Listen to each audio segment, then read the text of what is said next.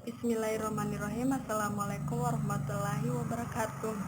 Saya Waude Masyani, saya dari kelas B4 Farmasi. Di sini saya akan mempresentasikan mata kuliah biofarmasetika tentang pemberian obat melalui rektum. Oke, langsung saja.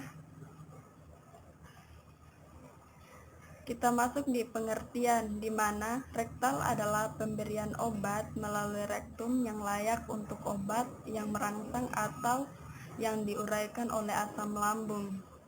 Rektum juga adalah sebuah ruangan yang berawal dari ujung usus besar setelah kolom sigmoid dan berakhir di anus.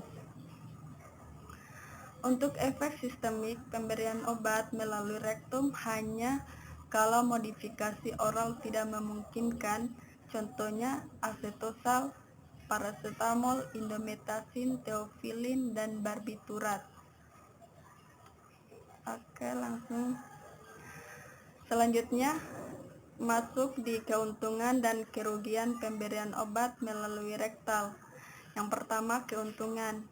Keuntungan ini terdapat beberapa bagian. Yang pertama, bentuk sediaan relatif besar dapat ditampung dalam rektum. Yang kedua, rute rektal aman dan nyaman bagi pasien yang usia lanjut dan muda. Yang ketiga, terapi dapat dengan mudah dihentikan. Keempat, first pass elimination, obat oleh hati dihindari sebagian. Selanjutnya, kerugian. Kerugian ini ada beberapa bagian, yaitu apabila kita melakukan pemberian obat melalui rektal ini yang pertama itu dia tidak menyenangkan bagi si pasien yang menggunakannya. Yang kedua, absorpsi obatnya tidak teratur. Yang ketiga, dosis dan posisi absorpsi dapat menimbulkan peradangan bila digunakan secara terus-menerus. Selanjutnya, bentuk sediaan untuk penghantaran rektal. Yang pertama, obat dapat diberikan dalam beberapa bentuk sediaan melalui rute rektal, di mana sediaan rektal ini ada 3 yang saya tahu itu bentuk cairan dan bentuk tablet. Yang kedua, bentuk sediaan yang biasanya adalah suppositoria dan yang klisma. Oke, selanjutnya sediaan melalui rektal di mana ada 2, yaitu mempunyai efek lokal dan efek sistemik. Di efek sistemik ini di mana suppositoria berefek obatnya, yaitu seperti contohnya suppositoria, di mana suppositoria yang mengandung senyawa yang diserap dan berefek pada organ tubuh selain rektum. Di suppositoria sistemik terdapat 2, yaitu suppositoria nutritif dan suppositoria obat.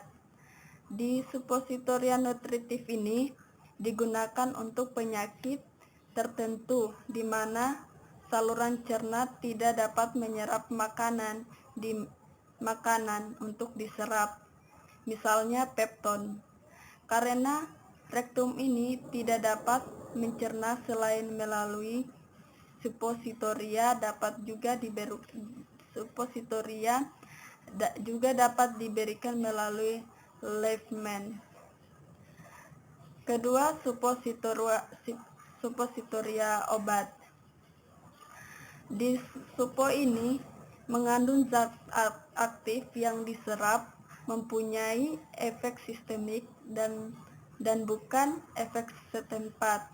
Contohnya aminofilin dan theophylline untuk asma, chlorobutamin untuk anti muntah. Selanjutnya, klorohidrat untuk sedatif dan hipnotif. Selanjutnya, aspirin untuk analgesik, antipiretik, dan lain-lain. Selanjutnya, Biofarmaseutika sediaan rektal, di mana absorpsi obat setelah pemberian rektal dapat bervariasi tergantung pada penempatan supositoria atau larutan obat di dalam rektum. Sebagian dari obat dapat diabsorpsi melalui vena hemoroid bawah, di mana obat langsung masuk ke dalam sirkulasi sistemik. Beberapa obat dapat diabsorpsi melalui vena hemoroid superior yang masuk ke dalam vena mesenterika ke pembuluh hati di metabolisme sebelum darah portal ke hati dan diabsorpsi di sistemik. Oke, selanjutnya ada beberapa bagan sirkulasi darah rektum, di mana vena setelah diberikan obat vena superior masuk di vena superior.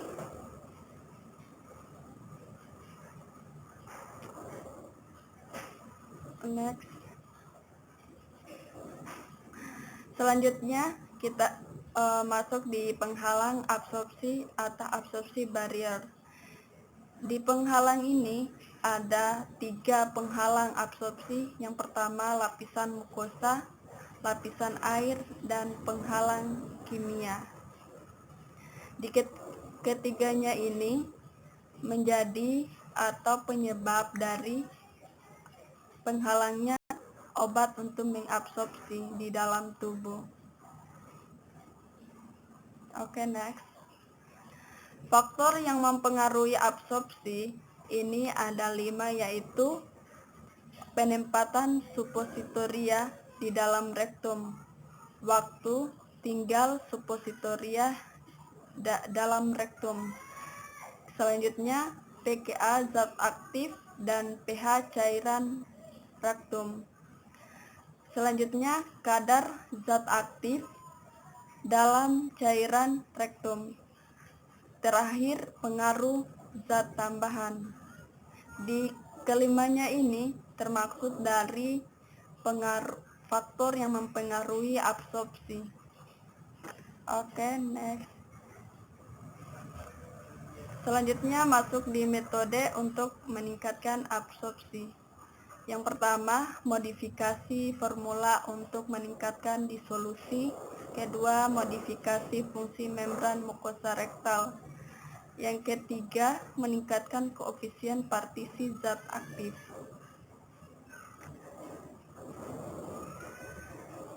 Selanjutnya, bentuk sediaan obat melalui rektum, di mana ada 3, yaitu bentuk cairan, bentuk padat, dan kapsul rektum.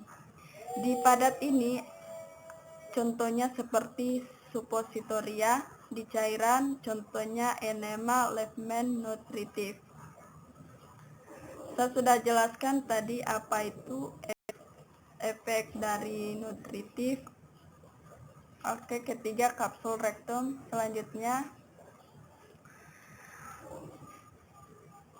contoh sediaan rektal dengan efek sistemik. Ada 2 contoh sediaan rektal dengan efek sistemik. Yang pertama, sediaan dalam bentuk supo, contohnya pada pengobatan asma, contoh obatnya amercain suppositoria. Kedua, pada analgetik, contohnya pronalges suppositoria. Yang kedua, sediaan dalam bentuk klisma untuk pengobatan kejang akut, contoh obatnya sesolid rektal. Oke, selanjutnya ini adalah model atau gambar contoh sediaan bentuk klisma. Kalian bisa lihat sendiri. Ini adalah sesolid, bentuk sediaan dalam bentuk sediaan klisma. Ini juga. Oke, next. Contoh sediaan bentuk supo. Di sini ada 3 contoh. Ini yang pertama, obat kalian bisa lihat sendiri Pronalages. Selanjutnya Provecom Ketofren.